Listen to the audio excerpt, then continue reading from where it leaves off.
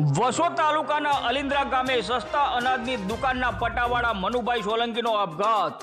દુકાન પાસે આવેલ કૂવામાં પડી કર્યો આપઘાત।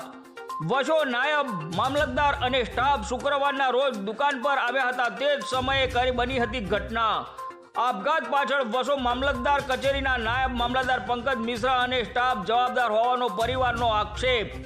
નાયબ મામલતદાર છેલ્લા 3 દિવસથી મનુભાઈ સોલંકીને હેરાન કરતા હોવાનો પરિવારજનોનો આક્ષેપ। શુક્રવાર સવારે કૂવામાં પડેલ મનુભાઈની લાશ શનિવાર સવારે મળી।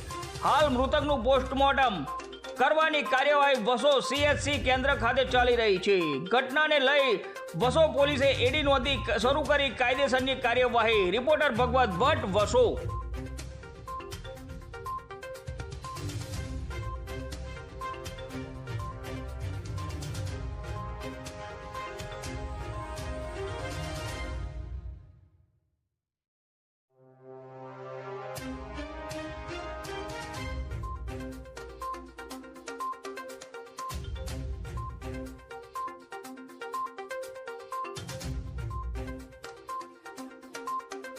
તમે લઈ જઈએ લખન અમે લઈ જઈએ નહીં, અમારો માણસ જોઈએ, અમારો માણસ એટલે અમારો માણસ જોઈએ એને બોલાવડાવો અને અમારી આવશે તો તમારો માણસ અમે લઈ જઈએ લખન અમે લાભ મળી નહીં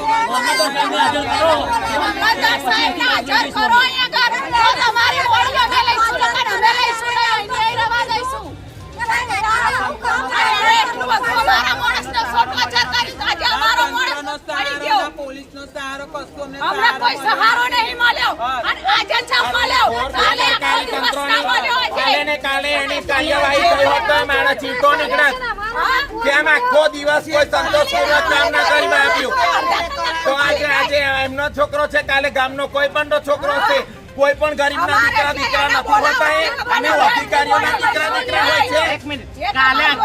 કાલે 9 વાગે બનાવ બન્યો, 11 વાગે એમના ભાઈએ માતર પોલીસ સ્ટેશનમાં કમ્પ્લેન લખાઈ, એનો કોઈ સોલ્યુશન આવ્યું નથી। આજ સુધી કોઈ જવાબ નથી, કોઈ સવાલ નથી, ના કોઈને એરેસ્ટ કર્યા, ના તંત્રએ કોઈ NDRF મોકલ્યું, કોઈ જાતનો એમને સંતોષપૂર્વક જવાબ આપ્યો નથી। આ લોકોએ મામલતદારે અને પેલા 2 ભાઈઓએ થઈને જ એમને કૂવામાં ધક્કો માર્યો છે અને મિશ્રાને હાજર કરો, એને ધક્કો માર્યો અને એને જ કહ્યું કે મેં કૂવામાં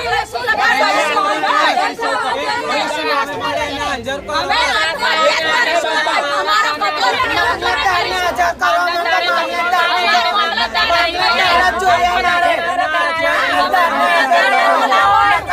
હવે પરિચય મારો આપને આપ્યો છે, ઘટના જે બની એના વિસ્તૃત વાત આપણે કરી છે, તે છતાંય તમે પ્રશ્ન કર્યો છે તો એનો પણ હું જવાબ આપું છું।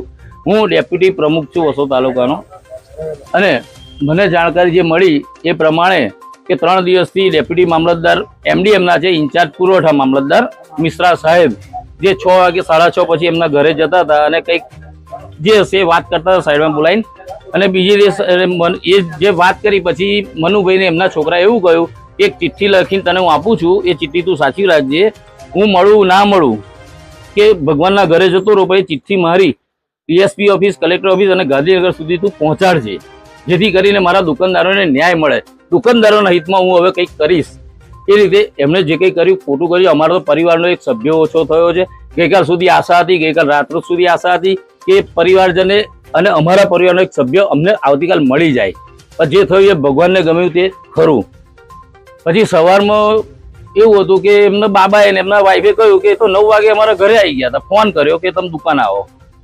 હવે ઓફિસમાં કામ કરાવવા જઈએ તો એવું કે 11:30 અમે આવીએ છીએ, 12 વાગે તમારે કામ કરાવવા આવવાનું, તો 9 વાગે કેમ ફોન આવ્યો ને કેમ 9 વાગે મારા પપ્પાને દુકાને બોલાયા? અને એમણે એવી તો શું વાત કરી કે મારા પપ્પાને કૂવામાં કૂદકો મારવો પડ્યો।